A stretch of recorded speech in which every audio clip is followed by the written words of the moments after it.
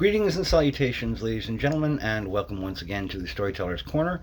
I'm your host, Joshua Calkins-Treworgy, also known in various places online as Byron Assidious. Today we're going to delve into a subgenre of horror that carries the burden of being among the most frowned upon in all of the art of narrative, splatterpunk. But the specific novel in question is not easily pigeonholed as an extravaganza of shock gore and gross-out detail, as it also carries elements of folk horror, cautionary tales, and quite possibly a small soupçon of social commentary. Today we're visiting the small Scottish Highlands village of Auchinmullen in David Sodergren's 2020 novel Maggie's Grave.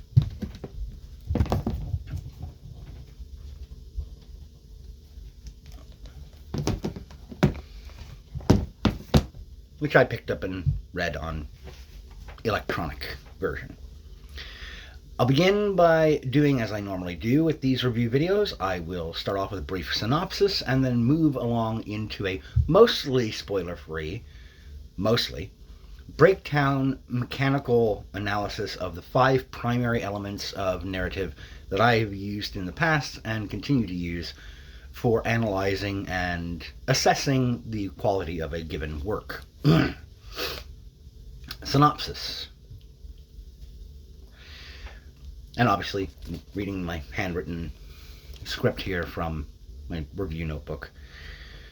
In 1657, Maggie Wall goes about her daily routine, minding her business well away from most folk, though she does live in her lonesome cottage close enough to the village of Auchinmullen to be known by the locals. Being a lone woman with enough knowledge and skill to almost entirely be self-sufficient during this era, in Europe, of course, carries a certain amount of risk regarding presumptions. Witch trials and witch hunts are all the rage at the time, and thanks to being firm-handed with a local troublemaker, whose father is a man of local good standing and report and repute, Maggie Wall has sadly put herself in a lethal line of fire. Thus accused of being a witch, she notices the approach to her home one evening as she is cooking herself a chicken soup or stew. She is approached by several men who call out the accusation around her cottage. She denies this claim, but when one of their number steps foul into a spike trap trench that she had arranged, the men panic in their faith-based mania, declaring this proof that Maggie's devilry can command the very earth around her. When the men finally get to her, 2 of their group have fallen. One man to the trap, and the second to Maggie throwing her scalding dinner on his face when he got into the hut, which has melted his face off, probably killing him from shock. They discover that she is with child, sired by one of their members, Malone, who denies her charge of having done the deed. It is an abomination, fathered by the devil, he basically claims. In their struggles to pin Maggie to the floor and deal with her, one of the men exclaims that, as a witch, Maggie can metamorph or destroy them with a stare, so one of the men gouges out her eyes, brutally. They cut the unborn child out of her in order to make it stand its own trial. Blissfully, we get no details there. And as she lays dying, Maggie pronounces that she gives her soul to Satan and decrees a curse on the village and all of its descendants. Move now to 2019, Auchinmullen, and meet Beth, Grady, Steve, and Alice, the village's only remaining residents under the age of 20. We see them at Springheel Jack's bowling alley, where, per Beth's inner dialogue, they are going through the motions of doing all that's left to really do around town. Get drunk, bowl, and listen to the same jukebox tunes as they always do. Alice is a standout among the quartet, a teen mother who is out for the first time since birthing her 2-month-old son, Eric. And it is because there is a wee babe in the village that the vengeful spirit of Maggie Wall rises from her grave, and the novel's brutal events proceed. I'll save most spoilers for now, at least I'm going to try to, and wait for the back end of this video for that, for after the scoring review. and offer some analytical observations at that time as well. For now, let's get into the 5 primary markers and give my initial takeaways.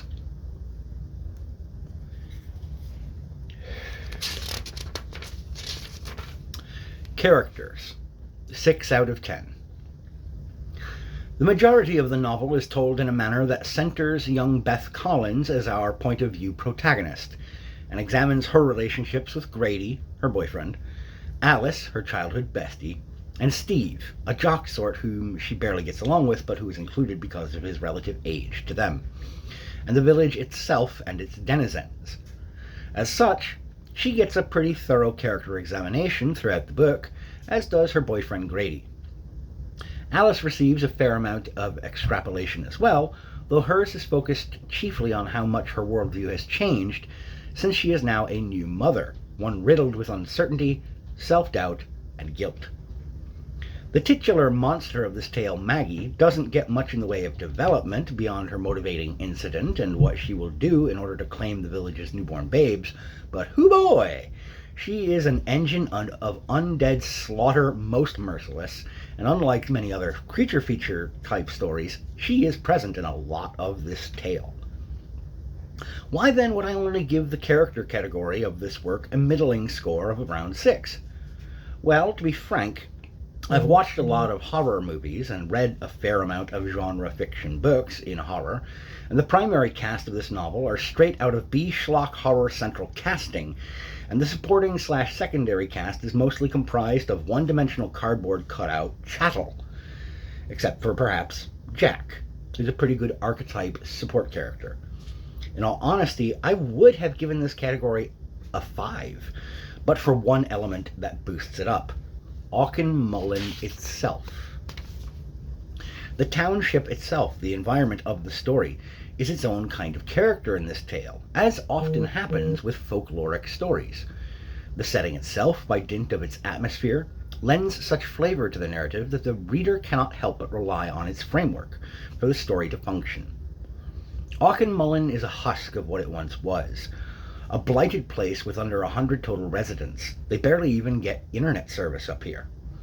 When the local lumber mill burned and closed down, the town swiftly started to die off, taking most of the other businesses and residents out with that mill.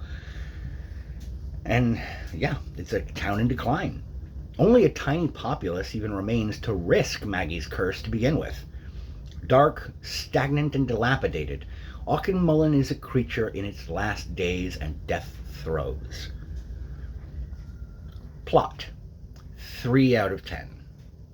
I know this might seem a bit harsh in terms of raw numbers, but we are dealing with a vengeful spirit in the flesh monster slasher film in Maggie's grave, a trope that is not only done to death, but the various side plots and scenes in the book are also, outside of detailed moments of violence, which were exquisitely done, I might add. This is all tired, tried and true classics of B-schlock horror, replete with a satanic orgy sacrifice ritual. Can't believe I just said those words for this video, but there it is. Sure, the scale of the participants is unusual, but we've seen cult rituals of large scale in percentages before, notably in the horror comedy film Hot Fuzz. World building / atmospheric mechanics, 5 out of 10. Sodergren does a fantastic job setting up the environment of the story, as I mentioned, with character, and alluded to. And the cause and nature of Maggie's curse is well established quickly.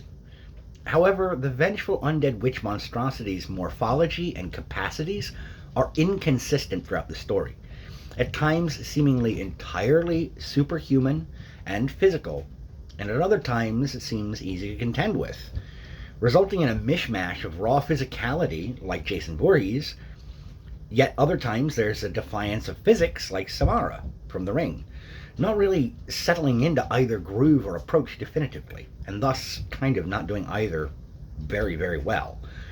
Certainly, she mostly presents as a physical threat, but, and spoiler alert here, the way in which she enters the story as the monster, using the entirely disposable character of Courtney, an American tourist who just happens upon Auchtermullin, bordering on a plot device or deus ex machina, is bizarre, which is a plus, and I'll get to that later, but it also seems entirely disconnected from every other facet of the story. Technique, narrative voice, 8 out of 10. Here we reach one of Sodergren's really strong points as a storyteller. While he does rely fairly heavily on genre tropes of the B-movie schlock slasher horror flick with this novel, he does so with solid execution, word choice, details, and follow-on consequences. Speaking of those details, these are what end up landing this work firmly in the arena of splatterpunk as a label. The gore and raw bodily damage done by the undead witch, as well as its own hideous morphology, despite not always being stable, are shown to readers in an unflinching, visceral manner that leaves little room for question regarding results. It is brutality on a scale that would make Clive Barker stand up and declare Sodergren a kindred spirit to his first 2 Hellraiser films. And then there's the mood or atmosphere of the town itself, a locale drenched in ennui and slow decay. From overgrown and unkempt lawns to derelict abandoned homes to the sheer emptiness of Auchinmelon, everything feeds into an atmosphere of dread and doom. In this regard, Sodergren is top-notch. There's even a line in the book where it says that it seems that even the power authority has forgotten about the village because some of these abandoned houses still have power. As for the ritual, the orgy ritual that Beth walks in on, the less I say, the better. But holy mother of God, Sodergren can write debauchery, even when it is overused as a trope in the genre. Pacing, 8 out of 10. Here again we see a facet wherein Sodergren shines, relaying the events of this story in a way that best serves narratives of this sort. There is almost no space wasted on piffle and needless filler here, and that is an admirable application of the idea of get it moving for the overarching style of this story. The slow burn of a typical haunting or ghost story would not have been well suited when dealing with a threat like Maggie. So, very well done. In our conclusions, when we add everything up and average it out, we get a total averaged score of 6. In the mathematical long run, David Sodergren's tale of a deadly curse unleashed on a small Scottish town ends up seeming, by raw numbers, like a barely middle-of-the-road read, with an averaged out score of 6 out of 10.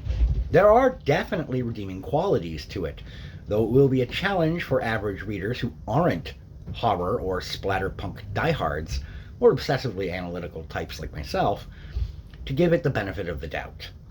That's why, if you aren't such a reader, I'm afraid that I likely would not recommend Maggie's Grave to you, even as a popcorn leisure read. If you do fall into one of those niches, however, then yes, I'd say pick up a copy, but don't break the bank to do so. That's the breakdown, analysis, and review. If you don't want spoilers here at this point, you can go ahead and check out or click away, and I will not take any offense. As a matter of fact, I half expect that and would encourage, if you intend to read this book, click away now. Because now we're going to get into some spoiler territory, some hypotheticals, observations, and I'm going to talk a little bit about some of the other review videos that I watched/listened to before putting together this review so that I can make sure I wasn't going to tread on any territory that's already been too heavily trod, thus really not requiring me to even make the video. Part 2. Post-script analysis with some spoilers. With the broader general audience tended to, let us now look deeper in a few spots and talk a little bit about some tropes and tricks that worked great and posit a few hypotheses as food for thought on the back end. First and foremost, hindsight being 2020 is often a bitch to contend with, and twist revelations can make a careful reader think back on certain scenes and sequences, now recontextualized, and feel like an idiot for not recognizing sooner what was going on. Of course, this recontextualization can sometimes create small inconsistencies with an operant conceit of the story's mechanics, but I am digressing and I'll get to that. Again, from here on out, spoilers. If you haven't yet read this book and still want to, stop listening or watching. You have been warned. The reveal at the very end of the book that Beth was pregnant throughout the book and didn't know it throws a lot of the story into new focus. It answers the question of why Maggie didn't come earlier for Eric, Alice's baby. He was neither conceived of nor born in the village, as Alice had already tried to tell the townsfolk during her interrogation. Secondly, it explains why Maggie spent her entire rampage chasing after Beth, even when she was barricaded in Jack's bowling alley. During my read-through, I'd wondered why Maggie didn't peel off toward the town hall. Well, after the reveal/twist, I felt a bit foolish. Speaking of the town hall, though, this is where Sodergren's hidden conceit stumbles a little. You see, when Grady shoves Beth off of the steps out of the flaming Maggie's way, thus being turned into red paste and mist, the undead vengeful witch blasts through him, through the doors, into the midst of the old people orgy ritual. There, she starts going on even more slaughter. But why? If Beth had been her actual target all along, why didn't Maggie whip right around and come back outside at her? The presence of baby Eric in his basket on the stage shouldn't have confused the witch. His birth didn't bring her sniffing back from the grave to begin with, after all. This vagary makes the whole conceit behind the twist ending at the end sort of inconsistent and wobbly. But, and I fully recognize and acknowledge this, I am being exceptionally exacting about this. These are things only an editor or probably professional grade literary analyst would bother even bringing up, and I'm not here to piss on everyone's Cheerios. Besides which, there are a few aha moments in retrospect that make earlier small moments stick out as well. For instance, when Alice asks Steve early on if he noticed anything different about Beth, he remarks, "Maybe she got a boob job?" Most readers could easily brush this off as Jock Douche says Jock Douche thing. But if Beth was already 2 months pregnant, her breasts could have already begun to adjust or swell, her body preparing for the necessities of motherhood. Yet, because of the kind of barely archetypal, stereotypical character that Steve is, we are, as readers, primed to brush him off as just being a jock douche. Beth's pregnancy would also bring on hormonal changes that could easily explain why her moribund early inner dialogue about Auchinmullen being a, quote, terrible place to raise a child stands out in her head so firmly. This is maternal instinct in early construction. My last couple of spoiler bits concern Maggie herself, and the first one is just an observation about her physical morphology. I kept thinking about how similar she must have looked to the long-necked female deadite in the root cellar of Sam Raimi's Evil Dead 2, especially the way that Sodergren kept describing her inhumanly long and flexible neck. "We'll swallow your soul, we'll swallow your soul, we'll swallow your soul." Swallow this. Kablam! That's what went through my head. That scene. Look it up. My last note on this work is a sort of grumbling tip of the hat to Mr. Sodergren with regards to Maggie's arrival on the scene to kick off her night of terror. I grumble because the American tourist girl, Courtney, serves as little more than a narrative delivery device, nudging the teens to go up to Maggie's grave in the first place. Beth's vision, by the way, in the cottage, or in the hut, that should have also been a tip-off regarding the eventual twist. I should have seen that. Damn it. But that's not why I tipped my hat. I tipped my hat because Maggie came back into the world by tearing her way out through Courtney during the reproductive act with Steve. She was literally birthed after sex, tying into the specific story's theme of motherly vengeance and the genre's overall tendency to focus on sexual elements. Cleverly done, Mr. Sodergren. Now, when it comes to the reviews that I checked out, there were 3 that, the first ones that popped up, that populated, I read through or listened to them, and my reactions to them were thus. First was a channel called Pugsr, Pugsr. Basically, he gave an hour and a half Cliff's Notes version of the novel, then spent a couple of minutes barely mentioning a couple of obvious thematic elements such as motherhood and revenge.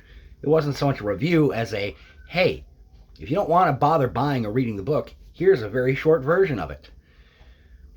The next one was a channel called The Fox and Her Thoughts. Less than a minute and a half into her video, she conjures the line, misogyny, which with this author, in a tone of clear disdain and implication, so I noped out of her not even 5-minute review video. You want to be a modern audience girl boss reviewer chick? That's fine, go right ahead and do that. Just don't expect male readers with enough brain cells to function beyond watching YouTube sloppa to accept or acknowledge your takes seriously. And lastly, there was Harpies in the Trees. Though she was reviewing another book, primarily first in her video, she did 2 portions. I skipped the first portion because I hadn't read that book. She only spent about 5 minutes with Maggie's grave, but she did a pretty decent, quick job. But her claiming that the teen protagonists were, quote, great, fully realized characters? No, they decidedly were not. But at least her review was attempting to be helpful and clarifying, if brief. That's all for me for now, ladies and gentlemen. I'd like to thank you for tuning in. Thank you for listening. I ask that you take care of yourselves, and as always, keep reading.